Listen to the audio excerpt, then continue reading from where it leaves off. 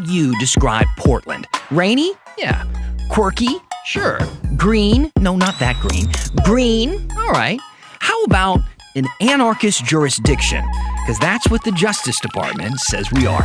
And a fight to bring FEMA assistance to parts of Oregon hit hardest by the wildfires inspires our quote of the day. It has been the longest week/year of my life. I think that's something we can all get behind. And in tonight's firefighter shout-out, bravery runs in the family. I'm Laura Reese, and I nominate my dad, Brian Love, and my husband, Joshua Reese, as wildfire heroes. Here's the story. All right. Thanks for being with us. I'm Dan Haggerty. Welcome to The Story. We are looking for your questions and your comments tonight like we do every night. Email us at thestory@kgw.com. I know you have your phone with you or next to you or somewhere close by. Look me up on Facebook at Dan Haggerty KGW. You can send me messages right there as well. Also, we post a live stream of the show every single night. So if you wanted somebody else to check it out, you can go ahead and share it that way, or you can also comment and let us know what you're thinking in those comment sections. And as always, use Twitter in the hashtag #HeyDan. All right, let's get started with the show with another one of our editions of an ongoing segment. Were there clashes between protesters and police last night? And the answer is still no. I mean, I'm okay with this. I like it being no. It's not always no, but it has been for the most part. Starting to feel a little repetitive. No clashes last night. And that's not to say that nothing happened last night. Protesters staged a sit-in at Unthank Park in North Portland to oppose family evictions. They say it's part of a pattern of displacement of black families. To our knowledge, there was no police intervention, no arrests. It was entirely peaceful. But things were not peaceful on Friday night, and that brings us to our big story, which is Portland's status as an anarchist jurisdiction, at least in the eyes of the Trump administration, who made that term totally up.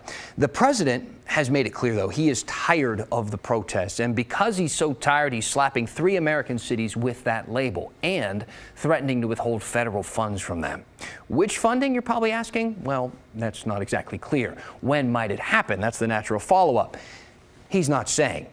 Does he have the power to do this? Well, most legal experts say no, he does not. But that has not stopped him before. And the leaders of these cities on the anarchist jurisdiction list are pushing back. Here's Maggie Vespa. Portland's been burning for many years. For decades, it's been burning. After months of launching fiery critiques at Portland, its protests, and its leadership, the Trump administration is doubling down on threats to withhold federal funding from the city. In a news release Monday morning, the Department of Justice dubbed Portland, along with Seattle and New York City, jurisdictions that are permitting anarchy, violence, and destruction. The release gave reasons for including each city. In Portland, that included, among other things, more than 100 nights of protests, dozens of which turned violent or destructive. Attorney General William Barr quoted in the release saying, "We cannot allow federal tax dollars to be wasted when the safety of the citizenry hangs in the balance." Local legal experts zeroed in on what's not included in the release. Well, what I found surprising is that the list of cities came before detailing what the tangible repercussions might be. We still don't know what kind of grant programs the Trump administration is thinking about targeting. Indeed, earlier this month, the president issued a memorandum threatening to cut federal grants to a number of cities, writing the feds fund a wide array of programs such as housing, public transportation, job training, and social services. First and foremost, our experts point out withholding funds is a constitutional power of Congress, not the president. It'll be tough, they say, for President Trump to argue that he has this power. Second, there is a line of Supreme Court jurisprudence that says that the federal government can only influence so much state policy or local policy. The big example of that would be when Congress tried to expand Medicaid for all 50 states as part of the Affordable Care Act, or Obamacare as it's often called. And the Supreme Court struck that down by saying that, well, Congress can't make states expand Medicaid. Other experts we spoke to cited the president's 2017 attempt to cut federal funds to sanctuary cities and states, demanding they enforce federal immigration policies. That attempt has been tied up in the courts since. Lewis and Clark law professor Tung Yin said, of course, that could happen again. If it does, I would rather have the side of Portland in that litigation to argue that any cuts in funding like that would be unconstitutional. But litigation can take a long time to work through. And so for nonprofit groups and the people who benefit from those who are relying on that funding, to tell them, in 3 or 4 years, you'll probably win the case, I'm sure is not going to be of great comfort at all.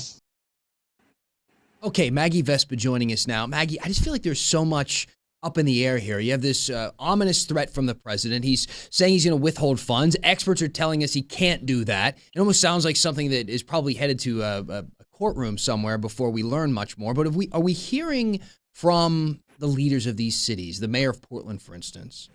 Yeah, definitely. We'll start with the mayor of Portland. And, Mayor Ted Wheeler, when President Trump first kind of lobbed these threats on Twitter, Mayor Ted Wheeler a couple of weeks ago was at a public event and reporters approached him about it. And his first reaction was to say, I can't keep track of everything Donald Trump tweets. He tweets a lot.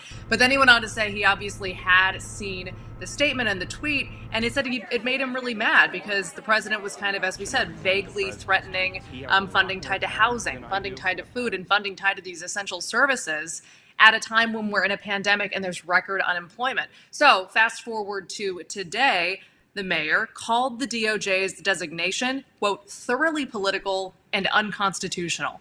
Then, referencing the pandemic again, he added, quote, what the Trump administration is engaging in now is more of what we've seen all along, shirking responsibility and placing blame elsewhere to cover its failure. End quote.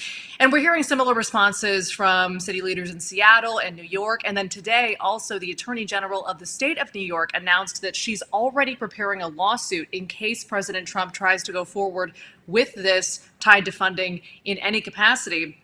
But again, what we heard from our legal experts, what really baffles them is that there are no details tied to what funding he may be targeting, when that might happen, how much of the funding may be targeted. It's just this list of cities that are anarchist jurisdictions and then a list of reasons why each city is on that list. So again, as you said, so much up in the air, but that's just kind of where we are right now.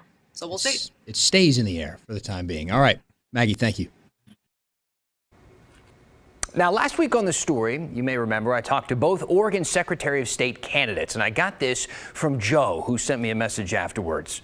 Has Oregon ever considered implementing a lieutenant governor position? As it is now, the Secretary of State becomes governor in the event the presiding governor is impeached or becomes incapacitated. What would it take for Oregon to initiate implementing this position? So you are right, Joe. Good on you. Secretary of State is second in line to become governor here in Oregon. And we saw that secession in action back in 2015 when Governor John Kitzhaber resigned and Kate Brown, who was Secretary of State, took over. Now, we're one of only 5 states without a lieutenant governor, and that's actually part of the state constitution. So to change that, it would be up to voters, not lawmakers, to make an amendment. It's been proposed a couple of times before. Way back in 1912, for instance, voters decided not to create a lieutenant governor position. More recently, in 2007, lawmakers tried to get it on the ballot again, but it never even got out of committee. By the way, if you're wondering what a lieutenant governor actually does, in a lot of states, like Washington, for instance, they preside over the state Senate. Others serve on boards or task forces created by the governor. Talking about the fires now, we're starting to get a clearer picture of the breadth of need in parts of Oregon hit really the hardest. The good news is FEMA says that funds are available to people who need them. But some people are saying that they applied for that help and got denied. So Kristen Severance took those concerns to FEMA. It has been the longest week/year of my life. Kate Smith is sitting in a charter school turned donation center outside Molalla. She remembers the moment she saw flames from the Beachy Creek wildfire out her window and called the non-emergency line. And I gave her location and she said, you need to put the phone down and leave right now. She said, get out. She lives in a 10-home community called Elk Prairie in Molalla, near the Clackamas and Marion County border. 2 days later, the fire was getting close again. She posted on Facebook asking for volunteers to help. And just, I don't know, like 100 guys showed up in trucks, like, pickup trucks with, sprayers on the back, and saved our community. Once we got everything shored up.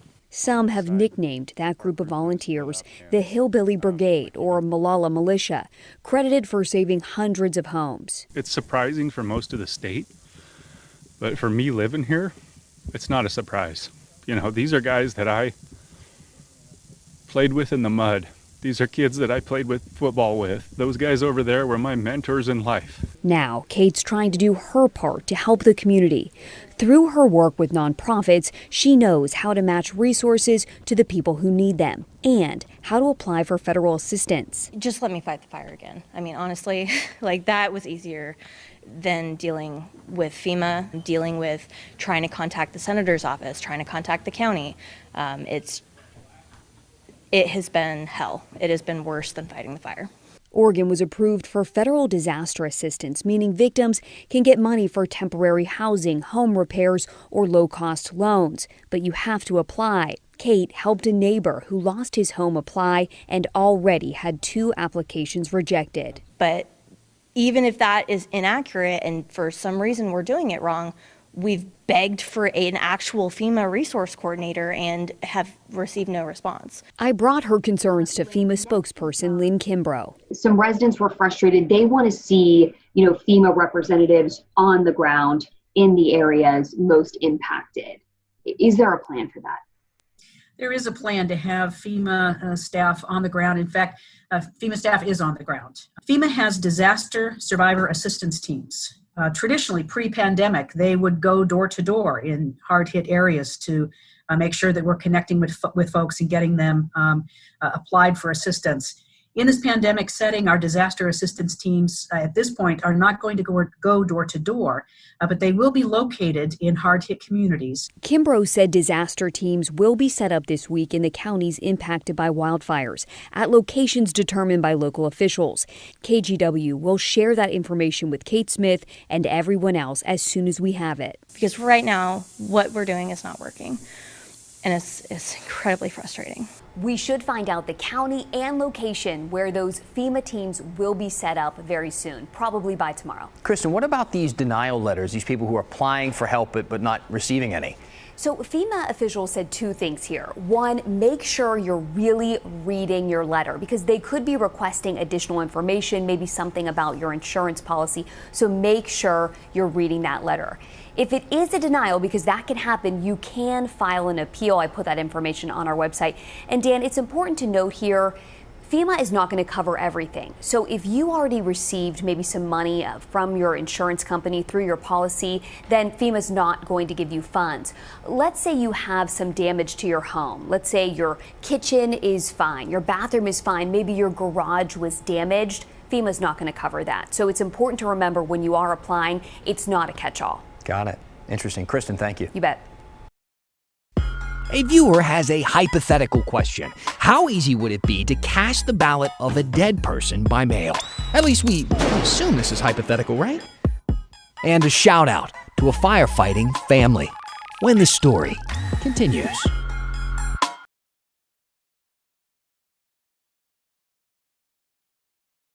Welcome back to The Story. I remember sometimes that really every day there are new people finding this show for the first time. So you should know that we take all of your input extremely seriously here. If you have some thoughts, something that you'd like to see on our air, something that you've seen so far that you'd like to critique, or maybe something you'd like to see us do tomorrow or down the line, let us know. Pick up your phone, tweet us using the hashtag HeyDan, or email thestory@kgw.com, or use any of our social media channels, Instagram, Facebook. We're on all of it, okay? We're just waiting to hear from you.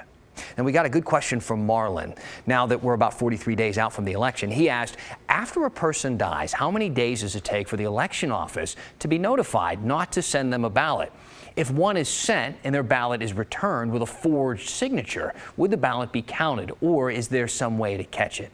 So there's actually a lot of safeguards in place to deal with this sort of thing. Last year, more than 37,000 Oregonians died. So this is something that the people there at the elections office take seriously, and that's also a lot of people to take off the voter roll, but it's something they do. Within 5 days of someone's death, the county registrar has to notify the county clerk, who is in charge of the elections. The clerk then cancels their voter registration and sends that to the Secretary of State. At the end of every month, the Oregon Health Authority also sends a big list of everyone who died that month to the Secretary of State, so they can double check that all of those voter registrations were canceled. The Multnomah County Elections Office actually told me that they even opened the obituaries and tracked through the newspaper there to make sure that they're not sending ballots to people who have passed away.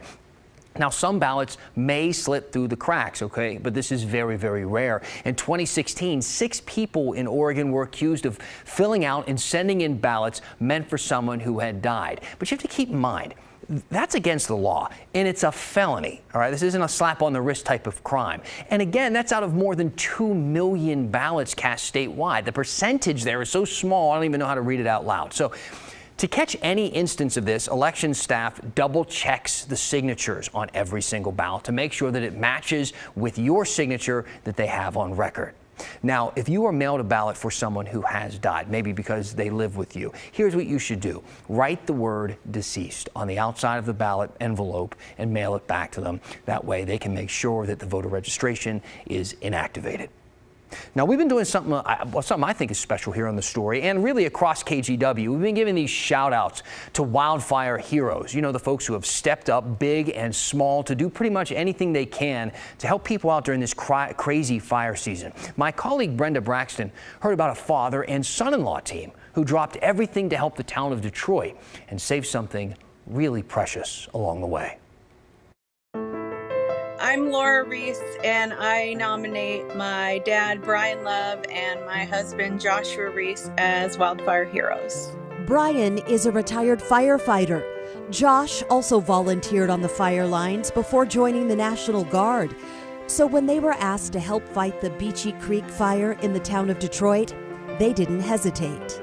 They dropped everything to go help that community, and it's heartbreaking to see what's left of Detroit and think of all the families who that was their lives up there, and it's just ashes.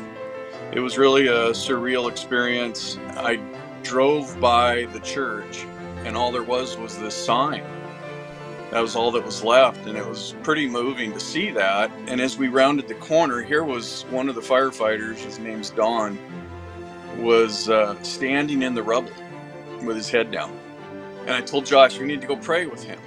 And so we did. We got into the rubble with him, and he said, well, let's stand right here. This is where I sit on Sundays. So we held hands, we said a prayer.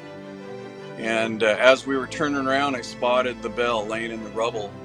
And so Don and Josh and I got that thing out of the fire, and the church will be able to have their bell again. And we know it rings because we rang it. It was a great feeling. It was, but it's just the thing to do.